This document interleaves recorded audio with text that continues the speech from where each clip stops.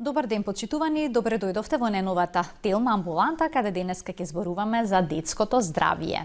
Се проценува дека децата на возраст, односно децата во првите 3 години од животот просечно поминуваат низ 4 до 6 вирусни инфекции на горните дишни патишта во текот на една година. Зачестеноста се намалува со возраста на децата, односно децата кои што се поголеми поретко се разболуваат.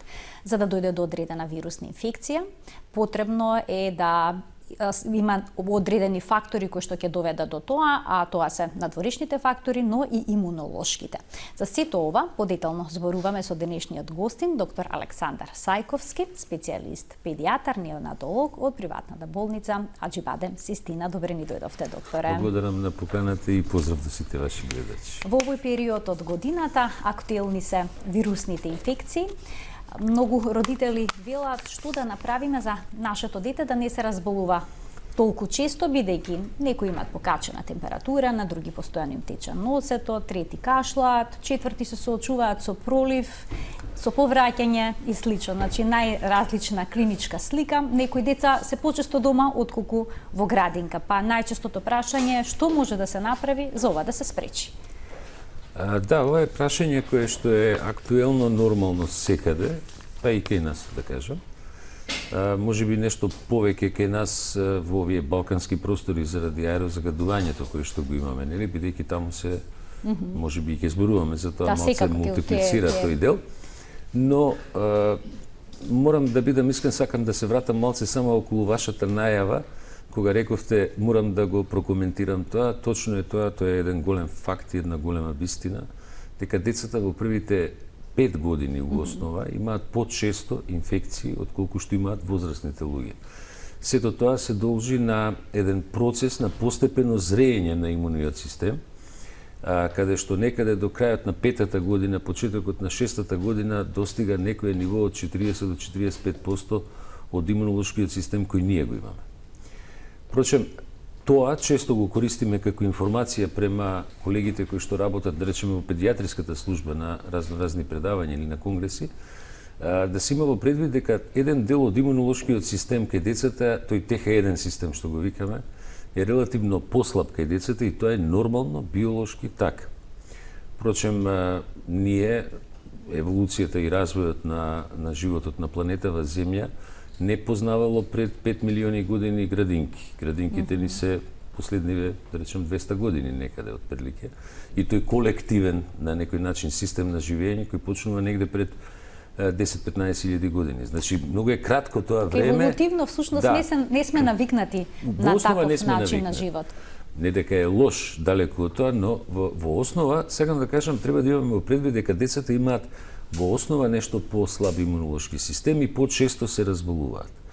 Наше е да им помогнеме да се намалат бројот на тие инфекции, особено кај деца кои што наместо 4 до 6 развиваат 8 до 10 такви инфекции во тек на годината, кои во основа и најчесто се вирусни инфекции и се најчесто во овој период од годината, збориме некаде од октомври до крајот на февруари. За жал, она што оваа година очекуваме, тоа е и најавата која доаѓа од Светска здравствена организација дека заради овие климатски промени што се случуваат, дека најверојатно она епидемија на грип што се очекува секоја година и која е обично некаде крајот на јануари, средина крајот на јануари, почетокот на февруари, оваа година може да се очекува да се пролонгира и да биде крај на февруари, почеток на март заради промена на климата, едноставно што ја гледаме. Така да, мерките кои што треба родителите да ги преземат и мерките кои што треба семејствата, па и ние како педијатриска служба, генерално треба да се усредосредени на неколку компоненти. Едно е да им помогнеме на децата да живеат во поздрава и почиста средина, меѓутоа тоа е нешто што е системски се решава, не може системски проблем. Да, тоа е системски проблем, не може да го реши една индивидуа, родителите да кажеме или семејството. И покрај тоа што купуваат прочистувачи во станот, некаков индивидуален напор прават па да, повеќето. Добро, тоа е добар напор. Мислам, морам да бидам искрен, тоа е добар напор. Затоа што децата, например, најголем дел од денот го поминуваат дома.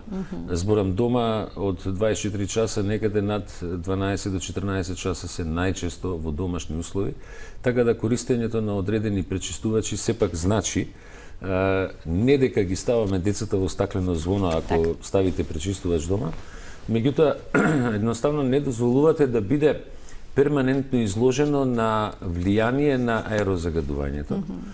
Сега, ако веќе и за тоа прозбориме малку околу пречистувачите, и тука има дилема, разни типови на пречистувачи, нормално.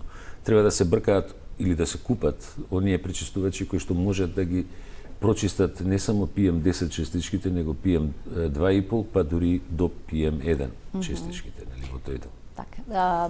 Децата се разболуваат од најразлични инфекции, но веќе како што споменавте, вирусните се оние кои што доминираат пред се во овој период од годината. И јаде сега тука да разрешиме првата вистина или заблуда во денешната тема амбуланта. Околу 90% од инфекциите на респираторниот тракт кај децата имаат вирусно потекло, а меѓу нив најчести се риновирусите, околу 1/3. Дали е ова точно? Да, ова е апсолутно точно, да. Дури, ако разбориме за процентите, дури можеби малку благо над 90% се инфекциите вируси. Риновирусите доминираат, има и други нормално вируси, има да речеме вируси од типот на респираторен синцитиелен вирус, адено, инфлуенца и така натаму. Коксаки, кој што е актуелен последниве години исто така. Но риновирусот е најчесто застапен, тоа е секако. И што ова значи?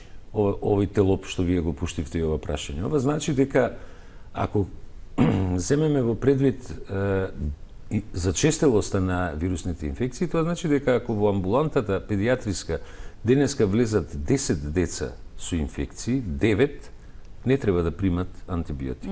Едно евентуално треба да прими, бидејќи спаѓа во групата на, значи зборам чисто статистички, нели? Така. Меѓутоа тоа е факт така. За жал кај нас употребата, односно не би рекол употреба, повеќе би рекол злоупотребата на антибиотиците е многу поголема. Едноставно совет топол до сите, значи пред се до педиатриската служба во Македонија, не давајте антибиотик кај чиста вирусна инфекција. Најчесто дават за да не дојде до компликација, некои родители инсистираат на тоа, други пак одат во друга крајност, дури да им се каже антибиотик, велат не, моето дете никако нема да прима, има и двете крајности. Да, али знаете како, викаме, ако видите, антибиотиците се едно од најголемите откритија во медицината. Тоа е едно од, можам да кажам, можеби трите најголеми откритија, како што е, например, и анестезијата, исто така, да кажам. Меѓутоа, ние самите, зборам ние како медицинари, како лекари, на некој начин, злоупотребувајќи и користењето на антибиотиците таму каде што не треба, створивме многу резистентни микроорганизми. Се разбира, тука има улога и општеството, зборам родителите, кога збориме за децата конкретно. Антибиотиците се каузална терапија. Кога имате бактериска инфекција, например од стрептокок или стафилок или било која друга бактерија, има антибиотик кој делува кон неа, се дава и тој ја уништува таа бактерија. Меѓутоа, давање превентивно за да не се развие, тоа е алиби. Тоа ви е исто као сега, ќе бидам можеби малце директен или отворено кога збориме за алиби. Зарем некој пациент ќе земе цитостатици да прима за да не добие канцер? Сигурно не. Паралелата е јасна. Да, мислам, нема потреба од превентивно давање на антибиотик. Кога имаме јасна бактериска инфекција, тогаш се дава ефикасност, се користи и се лекува без проблем. Парадоксот да биде поголем, исто така еден податок да ви кажам, што може да е интересен за публиката. Например, после Втората световна војна, кога почна да се користи пеницилинот масовно во светот, знаете, првата употреба на пеницилин е 1942 година, кај еден амерички војник кој што имал сепса предизвикана од стрептокок и бил излекуван, нели? Пеницилинот се користил во Втората светска војна воглавно во војската, а после Втората светска војна почна да се користи и кај населението. Нашите стари учители, кои пуно од нив и не се меѓу живите, користеле пеницилин за лекување на менингитис, кристален пеницилин од 50.000 единици. Вие сега дајте 50 милиона единици, не можете да дадете ефект кај одредени бактериски инфекции, баш ради резистенцијата која што е настаната во овие 80 на години, 70-80 години. Значи, сепак злоупотребата не треба да се прави. Антибиотска ера, кога ќе се умира, велат од најобични бактериски инфекции, затоа треба да се биде впрочем, исклучително внимателен. Во тој контекст има еден податок кој што е многу интересен, например во Соединените американски држави, сега не деца, зборам за возрастни луѓе, годишно негде околу 600.000 американци над 65 години умираат заради бактериски инфекции од мултирезистентни микроорганизми на кои што антибиотиците не делуваат.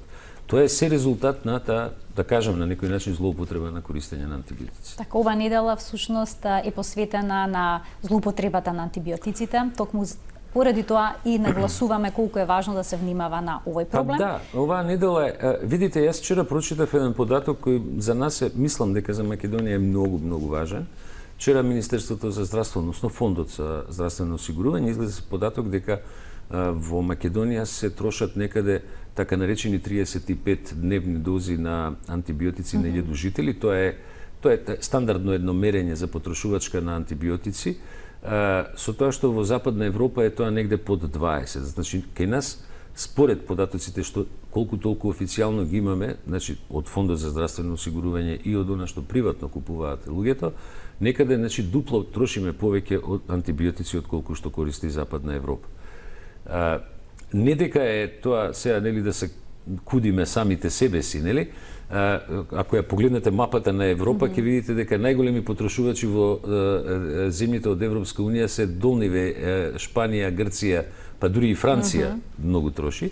Меѓутоа најмалку трошат скандинавските земји, а таму во основа антибиотиците тешко се добиваат. Еве уште една вистина или заблуда поврзана со ова што доктор Сајковски пред малку го појасни, да го погледнеме телопотот 2.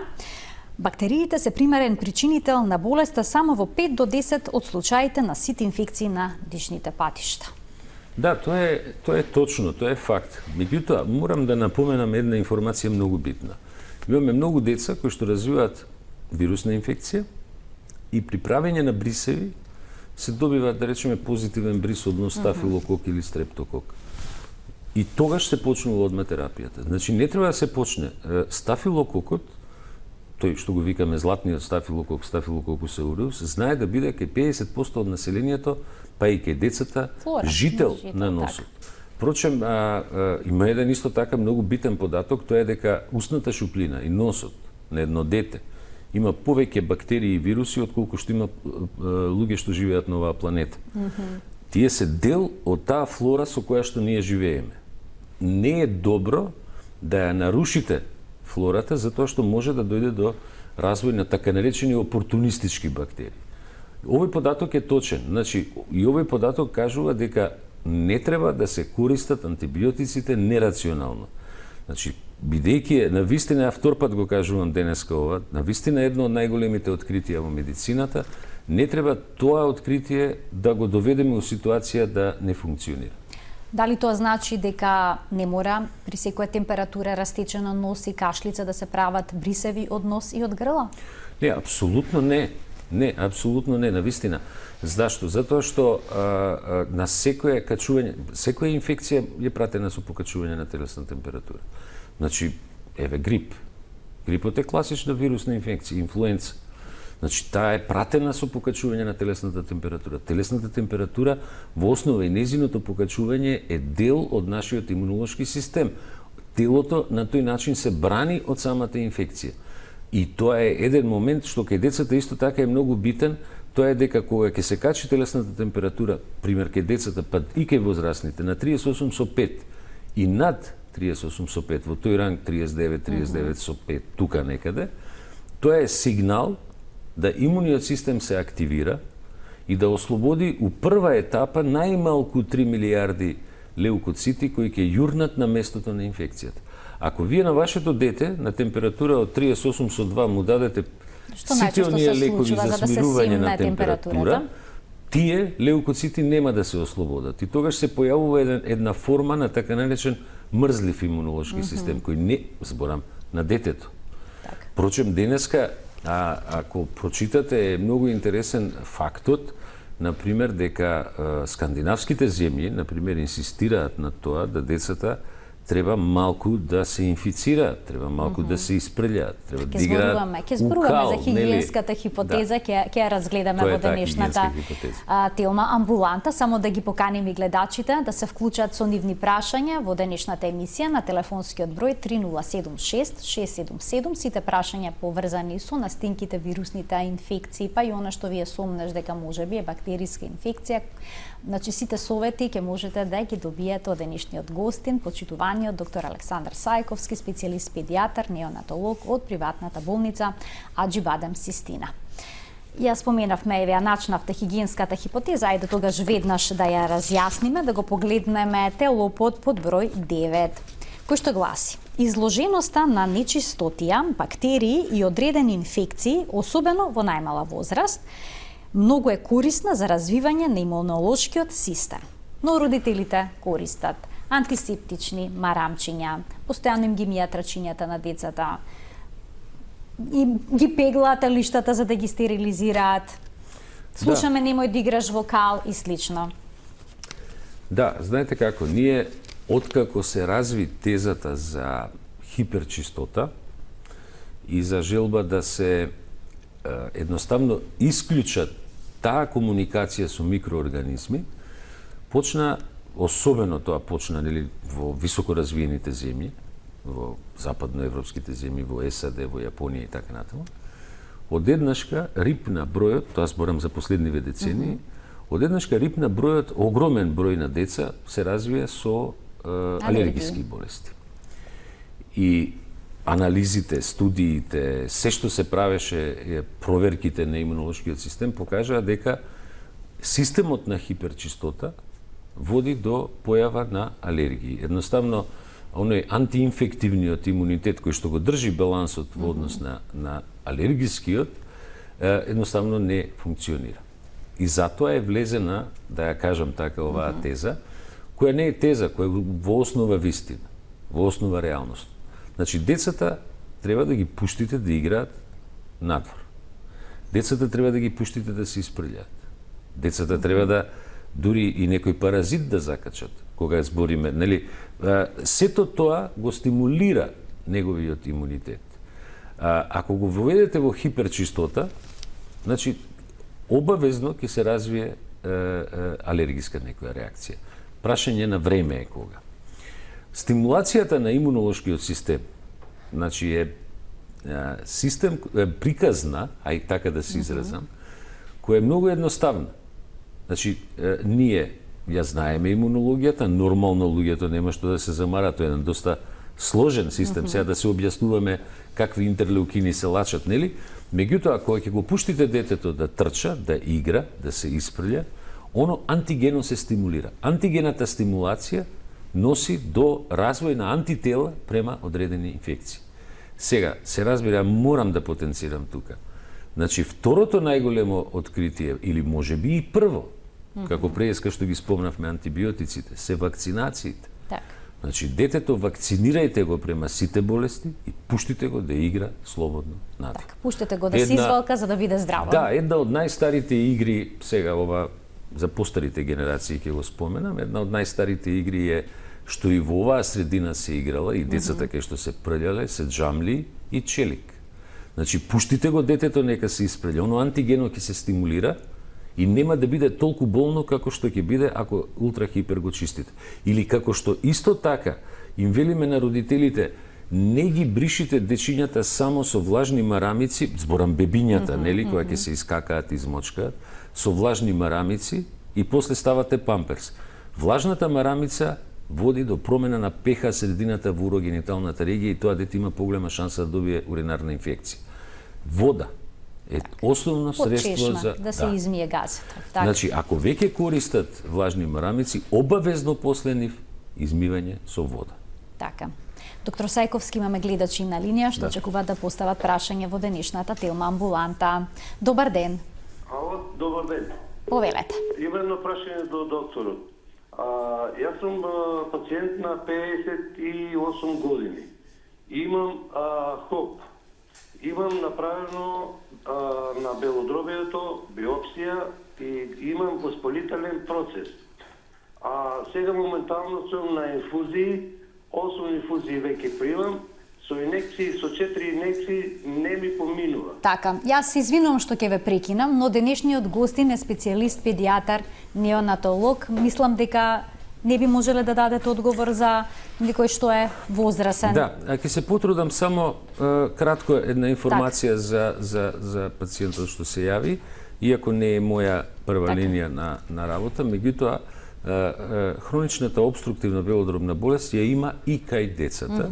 Значи, почесто е нормално кај возрастните, почесто е пушачи и така натаму, но воспалението што пациентот го има и хроничната обструктивна белодробна болест е состојба која бара навистина многу добра контрола од страна на пулмоалерголог. Значи адултен за возрастен пулмоалерголог и терапија која веќе треба да се спроведува. А е значајна затоа што и називот е таков. Хронична обструктивна белодробна болест. Значи тоа е состојба која не поминува преку само прогресира. Да. Така, треба да се стави под контрола. Добар ден за следниот гледач во телна амбуланта. Повелете. Ало, добар ден. Повелете во програма сте. На телефон е мајка на 5,5-месечно бебе. Така. Сакам да упатам прашање до докторот. При правење на бриз од нос кај бебето утврдена е бактерија стрептокока пневмонија. Меѓутоа во консултација со матичниот доктор, кој предпоставувам и во ред би било така да постапим, меѓутоа би сакала да слушнам уште едно мислење. Не се одлучивме за варијанта антибиотик со оглед на тоа дека деца нема покачена температура, на гради нема ништо, ставено е да видиме како понатаму ќе се одвива. Така, нема симптоми на болест, така. Не, нема. Бриз од грло, воедно да напоменаме во ред. Така, ви благодарам за вклучување во програма. Да, ова е најчестото прашање во педиатриски, едно од најчестите прашања во педиатриските амбуланти. Во основа, ние можеме да имаме позитивен стрептокок бриз, стрептококус пневмонија или стафилококус ауреус или некој од тие бактерии кои што се повторуваат. Но ако не прави болест, нема зошто да се третира. Таа може да биде сапрофит, значи да живее во носот како нормална бактерија на носот. Впрочем, скоро сите имаме стафилококи на површината на кожата, стрептококи на кожата, носот, устната шуплина. Друго прашање е да речеме, ако сакате да направите анализи, поопсежни анализи бактериолошки, тогаш треба да се прават малку поспецифични анализи и тестови бактериолошки, да речеме да се прошири, да не уз тој стрептокок уште нешто друго расте. Така. Имам уште еден гледач да го вклучиме во програма. Добар ден. Добар ден. Повелете. Вака имам едномесечно бебе. Породена сум на 22 октомври, а сега уште имаме она неонаталната, нели бебешката ждатница. Сега бувам откочен. Дали треба да се загрижам, бидејќи билирубините уште се на 211? Така. Да немате некој подпрашање, докторе? Да, добро, само не знам која крвна група е мајката и крвна група на нулта позитив. Значи, новороденечката жолтица е состојба која нормално да кажам и често и најчесто се јавува кај децата и затоа ја викаме физиолошка жолтица. И таа е значајна, на некој начин да кажам опасна, за нас е многу битна да не растат екстремно вредностите, да не е таа, ја нарекуваме хемолиза, нели, во првите 3 дена каде што може да дојде до оштетување на некои органи, меѓу кои најбитно е на мозочето. Меѓутоа, факт е дека ако имаме диспропорција во крвната група и во РХ факторот, или само во едното или само во другото или во двете, меѓу мајката и бебето, може да трае малку подолго таа жолтица, условно да речам, и некаде до месец, месец и пол таа ќе си помине. Значи, по принцип, бидејќи сте месец дена, не треба да се загрижите, мислам ќе се повлече сигурно, ако е нели, тој индиректен билирубин покач. Така, уште еден гледач очекува да биде вклучен во телна амбуланта. Добар ден. Добар ден. Повелете. Поздрав до водителката и до докторот. Благодарам. Овдека една загрижена баба. Така. Имам случај од 9 години. У последни 2 години све набрисеви, стрептокока во грло, во носе, а ништо детето нема вака проблеми. На плуќе, на доктори го носиме, нема ништо, А се е со таа бактерија, па сакам едно објаснување од докторот. Така, ви благодарам за вклучувањето во програма. Знаете како, има голем број на стрептококи и стафилококи како соеви и повеќе од 2000 типови. Не сите прават болест. Има некои од нив за кои и ние сме загрижени. Например, има еден стрептокок што се вика бета-хемолитичен стрептокок, кој ако направи состојба на воспаление на грло, знае да направи и некои компликации, да речеме она што го велиме реуматска треска. Значи, ако се работи за таков стрептокок и ако тој стрептокок прави инфекции, тоа апсолутно треба да се третира. Мислам да се третира со антибиотици, нормално, нели? Меѓутоа, ако тој не прави болест, тогаш третманот со антибиотици не е потребен. Тогаш може да се користат одредени, да кажам, лекови или помошни лекови, повеќе лекови, да речеме, кои што преку имунитетот на детето ќе се создадат поголема количина на антитела према одреден стрептокок. Тие лекови спаѓаат во група на така се нарекуваат бактериски лизати, нели, фактички нешто како вакцина е тоа, меѓутоа не е вакцина за цел живот, него го стимулира имунитетот на детето да се створат антитела према тие микроорганизми и самото дете се брани, ги уништува тие стрептококи во нос или стафилококи или хемофилус и така натаму. Така, уште еден гледач очекува да биде вклучен во програма. Добар ден. Ало. Добар ден, ве слушаме во програма, сте, повелете. Сакам да го прашам докторот, малиот ми беше настинат, мислам се работи за дете од 2 години. Така. Имавме покачени леукоцити, 3 пати повеќе од нормалните, CRP-то 100, бевме згрижени во болница едно 10 дена, сега моментално сме дома. Докторката рече дека се работи за бактериска инфекција, но причинителот не можеше да се открие. Како треба сега да го третираме детето, да го заштитиме, какви мерки треба да предземеме. Исто така има воспаление на третиот крајник.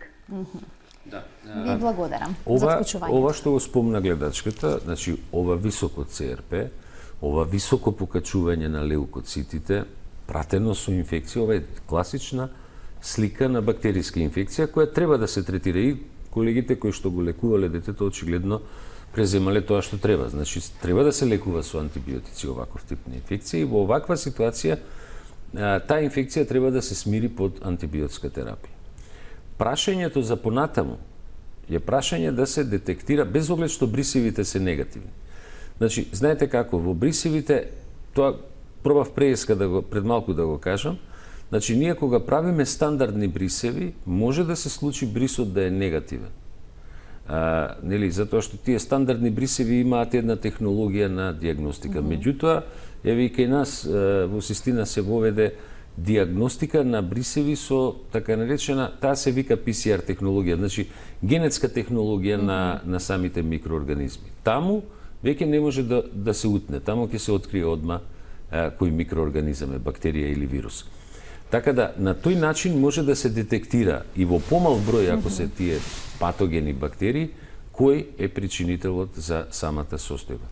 Сега, добро, тоа е нормално нова технолошка, на некој начин иновација, последниве 10 години се работат тие брисеви и тогаш веќе имаме посигурна диагностика.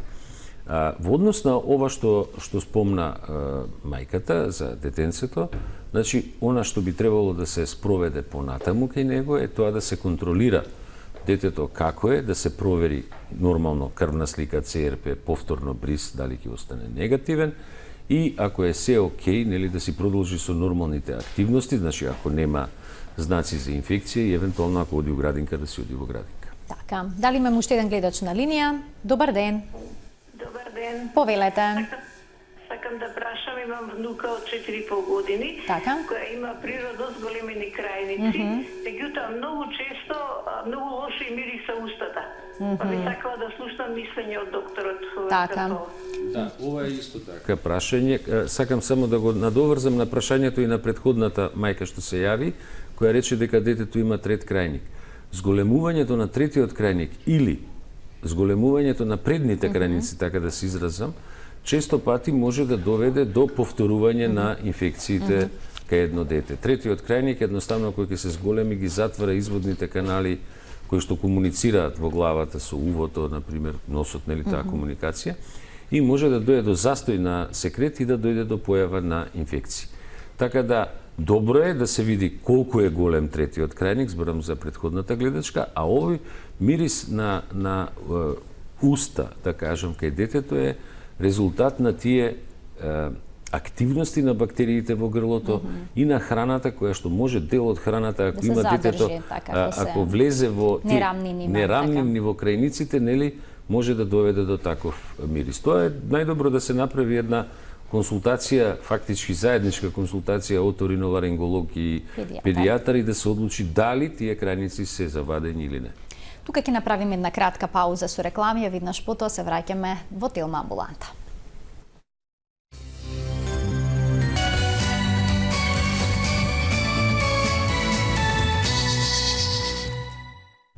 Се враќаме на содржината на денешната Телма амбуланта, зборуваме за вирусните инфекции кај децата кои што се многу чести во овој период од годината со доктор Александар Сајковски, специјалист по педиатрија, неонатолог од приватната болница Аџи Бадем Систина. На самиот почеток од вториот дел на емисијата ќе разјасниме уште една вистина или заблуда, докторе. Можеме да го погледнеме телопод број 3, кој што вели ладното време предизвикува настинка. Многу баби, дедовци сметаат дека децата се разболуваат бидејќи не се соодветно адекватно облечени, па знаат да им префрлат на родителите. Децата шетаат голи, не носат 2 пара чорап или топлинки по дома. Тоа е причината што се постојано болни. Тоа е заблуда голема. Тоа е заблуда голема и морам да го кажам, а дури малце ќе се насмеам, затоа што тоа е, знаете како, некако укоренето кај нас. И е интересно дека ако пиете ладен сок, сигурно ќе ве фати грло. Ако јадете сладолед, ако јадете сладолед, сигурно ќе ве фати грло. Ако излезете промаја да ве фати, ќе ве фати половина, а детето ако е разголено ќе настине. Тоа е објективна заблуда, затоа што кај децата има една работа која мора да се знае. Значи, тоа е, што викаат народски пена уста ни фати, нели?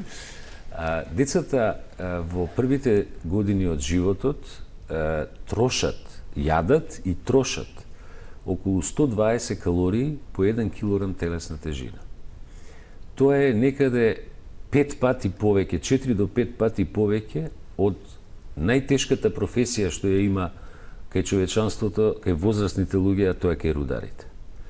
Значи, они трошат 6 пати повеќе од нас енергија, кој што не го работиме не ја работиме најтешката работа. Во тоа користење на енергија, они ослободуваат топлина. Значи, ако вие вашето дете го преоблечете, тогаш има поголема шанса да се разболи. Значи, впрочем, видите колку се интересни навиките едноставно на луѓето. Во скандинавските земји, без оглед што навистина таму е ладно, да речеме, меѓутоа децата се изнесуваат од раѓење. Надвор се шетаат и на минусни температури. И спијат во количка. Па спијат во количка, да.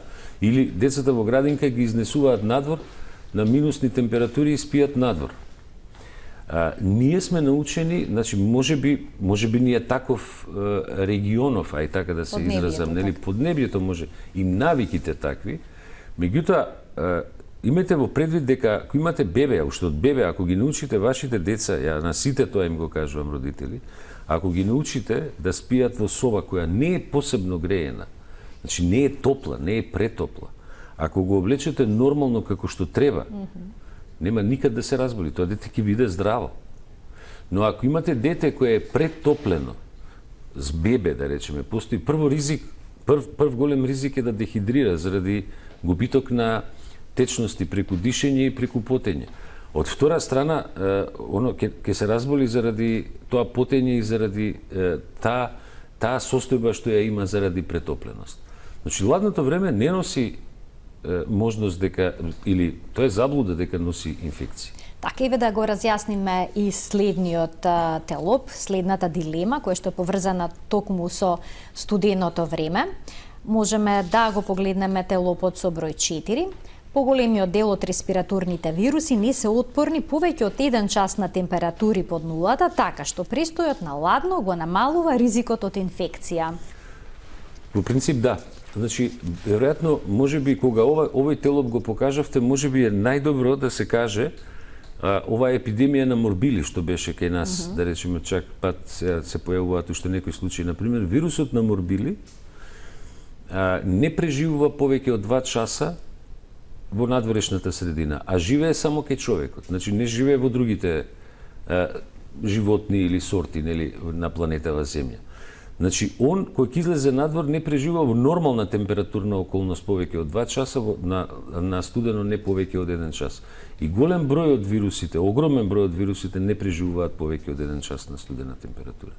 Така, има некои податоци па дека вирусите се инфективни повеќе часа доколку температурата е над 20 степени, што значи дека во зима треба да децата да им се дозволи, па и сега во есен кога е студено времето, бидејќи се поретко гледаме надвор деца како си играат. Треба да им се дозволи да излезат надвор. Да, апсолутно треба да им се дозволи да излезат надвор.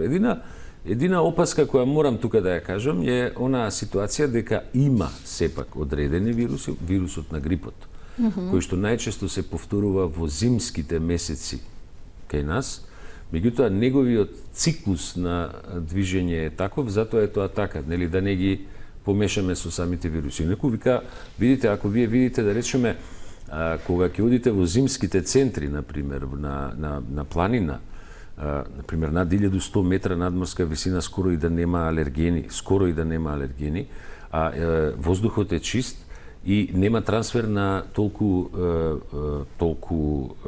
микроорганизми, меѓу кои вируси, но кога ќе симнете доле, опасноста се зголемува заради аерозагадувањето, затоа што вирусите можат заради аерозагадувањето и оштетувањето на слузницата на дишните патишта на луѓето, мислам пред се на децата, може да се зголеми бројот на инфекции. Така, велат дека вирусите се повирулентни, односно кога е големо аерозагадувањето, односно дека имаат поголема моќ да создадат инфекција, и тоа е значи точно. Ајде шестиот телоп, уште една дилема поврзана со настинките и студеното време. Грењето и непроветрувањето во домовите и градинките во студените денови е причина за ширење на вирусите. Тоа да, апсолутно. Апсолутно да. Значи, мора да се проветрува, мора да се расчистува воздухот во средината каде што се престојува. Впрочем, видите, тоа е чиста коинциденција или случајност која може да се деси. Вие можете да отидете, например, во банка да платите сметки, да влезете и во банката каде што имате, пример се збориме банка или било каде, или во самопослуга, нема врска, таму да закачите некој вирус, да го донесете дома и едноставно да го пренесете на вашите деца. Ако е непроветрено и топло, поголема е шансата за разнесување. Значи, проветрувањето е апсолутно потребно. Сега тука... Кога е возможно? Сега? Кога да, тоа сакам да кажам, нели? Енормното загадување, да. Загадување, да. Так, сложен е дефинитивно проблем. Да, јас имав дури еден текст пишано пред некој време, можеби и година дена, по кое што пишував дека децата треба секојдневно да се изнесуваат надвор на шетање, значи од раѓање натаму, до минус 23 степени, значи може слободно да се шетаат. Меѓутоа добив прашања од некои родители, вика како да ги шетаме децава со ова аерозагадување, што во принцип е точно. Значи се слагам со нивната констатација, но едноставно ако смеам така да кажам, бидејќи тоа е системски проблем, тоа не може никој индивидуално да го реши, барем за Скопје запалите кола, качите се на средно водно, шетете ги таму децата, смогот ги го гледате доле.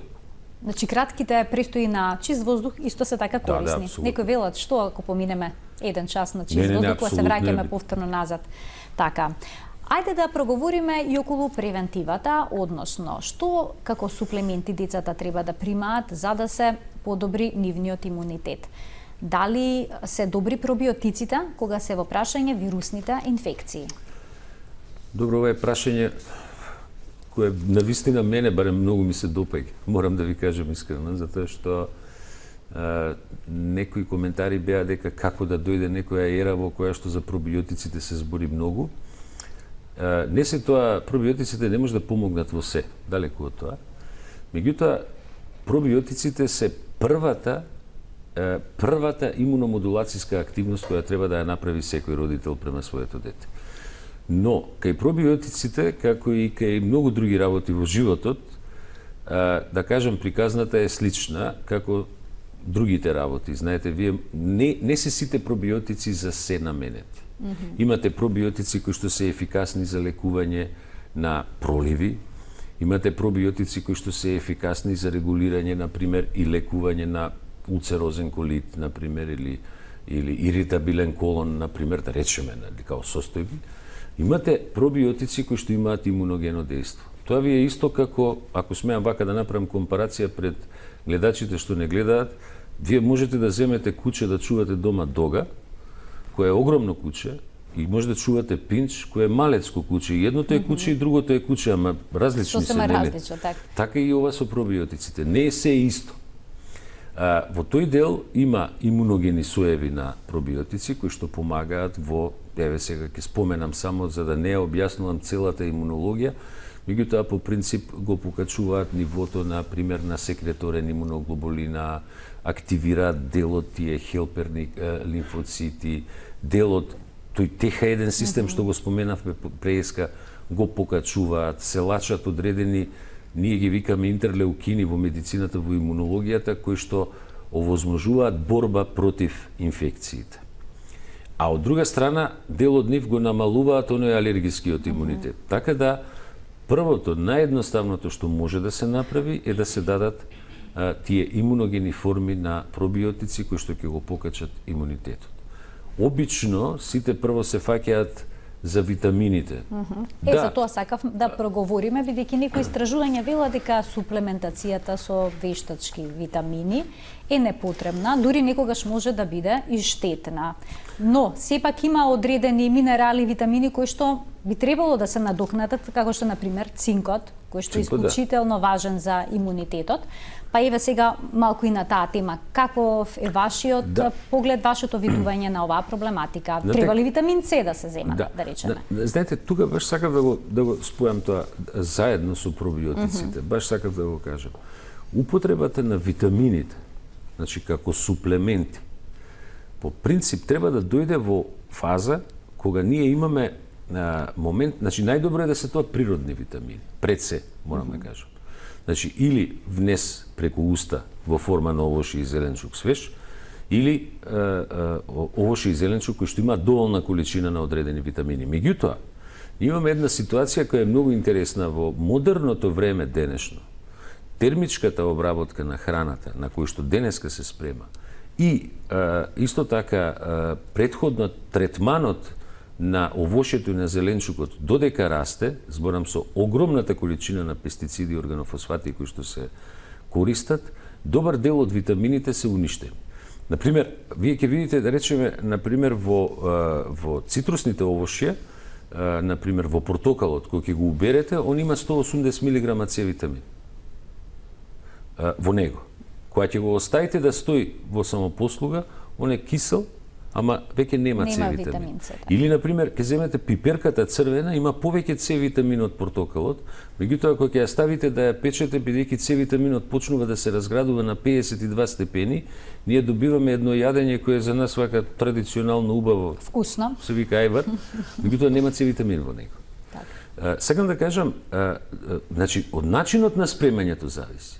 За деца кои што конзумираат храна која е не многу термички обработена или барем на пареа правена, таму губитокот на витамините го нема.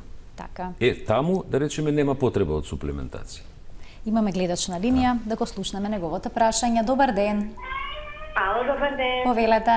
Едно прашање до докторот кратко. Имам детенце 19 месеци и бремена со второ. Колку можат градинските вируси и инфекции да бидат штетни за една трудница? Ви благодарам за прашањето, чиста дилема. Да, трудниците треба да се пазат на вистина многу, затоа што одредени вирусни инфекции особено се опасни во првиот триместар, значи во првите 3 месеци кога имаме формирање на плодот, нели? Кога е таа органогенеза, што ја велиме, па после они само растат. Не е само растење така физички, него и се развива. Меѓутоа, кај трудниците треба да се пазат од инфекции, затоа што, еве сега, кога се јави гледачката, например, еден мој топол совет е прво да отиде на стоматолог, да провери да не случајно, кај трудниците често се развива парадентоза, значи слабе е забалото, а од тука може да се продрат микроорганизми до плацентата и до бебето и да биде предуслов за појава на предвремено раѓање. Така. Значи, кај трудниците треба да се пази се. Гледачката пред малку ги спомна градинките. Во градинките дали треба да престојуваат деца кои што имаат вирусни инфекции? Кога детето треба да оди во градинка, кога не треба и слично? Видите, ако е детето под активна инфекција, греото е да го пуштите у градинка. Значи, зборам, активна инфекција има температура, заразно е за околината, значи и за него е напор да престојува во предшколска или школска установа. Во таква активна фаза, навистина е греото да оди во градинка. Меѓутоа, ако ќе се смири активната фаза на болеста, дури и да подкашлува, тогаш веќе може да оди. Доктор Сајковски, ви благодарам за вашето денешно гостување во Телма амбуланта. Навистина интересни информации споделивте со нашите гледачи. Благодарам. И се надевам дека ќе бидете повторно наш гостин. Благодарам и поздрав уште еднаш до вашите гледачи. Почитувани, ова беше се во денешната емисија. Се гледаме секој работен ден од 12:45 на телевизија Телма. До гледање.